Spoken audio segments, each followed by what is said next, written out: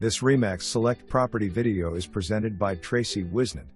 2-bedroom 1-bath wood home on 2-level lots totaling approximately 0.52 acre close to Christmastown, USA/McAdenville in Gaston County. Home has new architectural shingles and new heat pump. The vinyl replacement windows are approximately 3 years old. The home is freshly painted inside and outside. It has neutral colors throughout. The hardwood floors were recently refinished. The LVP flooring in the kitchen is new. The living room has 4 windows, providing plenty of natural light. The kitchen has a breakfast bar. The only appliance is the refrigerator, which remains. The hallway is large and would be great for an office or workspace. The 2 storage buildings remain. Home is being sold cash or conventional only.